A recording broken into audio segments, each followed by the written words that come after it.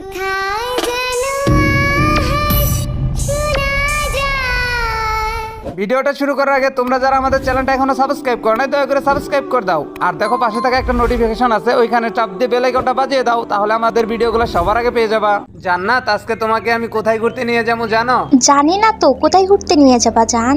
আজকে তোমাকে আমি অনেক সুন্দর একটা জায়গায় ঘুরতে নিয়ে যাবো। কি বলো জান, সত্যি?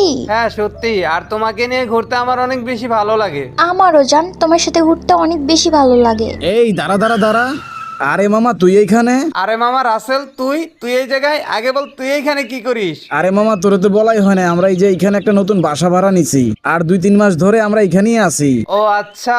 তা মামা এই বাইকে বসে রয়েছে এই মেয়েটাকে? এইদিকে আসার সময় দেখলাম রাস্তার পাশে এই মেয়েটা পড়েছিল, তাই নিয়ে আসলাম।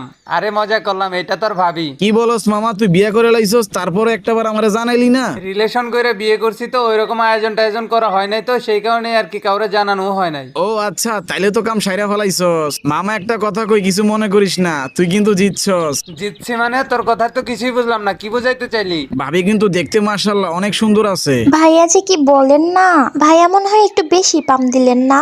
আরে ভাবি পাম না, আপনি দেখতে আসলেই অনেক সুন্দর। থ্যাংক ইউ ভাইয়া। আচ্ছা রাসেল থাক, তোর ভাবির নিয়ে এক জায়গায় ঘুরতে যাইতেছি, বাসায় যাইস। আচ্ছা ঠিক আছে, যা তাইলে। আচ্ছা ভাবি তাহলে যান, আর আমাদের বাড়িতে ঘুরতে আইসেন। ঠিক আছে ভাইয়া, আর আপনিও কিন্তু আমাদের বাড়িতে ঘুরতে যাবেন। ঠিক আছে ভাবি। আচ্ছা রাসেল থাক, তাহলে আমরা যাই। দেখে শুনে যাস মামা। জান্নাত, বলো। ও আমার ছোটবেলার বন্ধু, আর আমরা একসাথে স্কুল জীবনটা পাড়ি দিছি। ও আচ্ছা, জান্নাত, এই জায়গাটা দেখতে কেমন? এই জায়গাটা সত্যি দেখার মতো। বলছিলাম না অনেক সুন্দর একটা জায়গায় নিয়ে যাবো তোমারে। এত সুন্দর জায়গা তুমি আমাকে আগে নিয়ে আসো নাই কেন? আমাদের তো বিয়েই হলো কয়েকদিন ধরে, আর আগে যদি নিয়ে আসতাম তোমারে, যদি কেউ দেখে আমাদের আটকাইতো তখন কি করতাম? তা অবশ্য ঠিক বলছো, আমি তো এভাবে চিন্তা করে দেখি নাই। মাথা থাকলে তো চিন্তা করবা। কি বললা তুমি?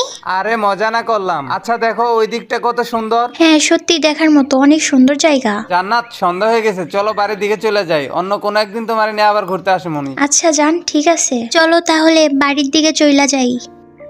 কয়েকটা দিন ধরে খুবই খারাপ লাগতেছে, কি করব, ভাল লাগতেছেই না কিছু। কোথাও ঘুরতে যাইতে পারলেই মনে হয় মনটা ভালো হয়ে যাইতো।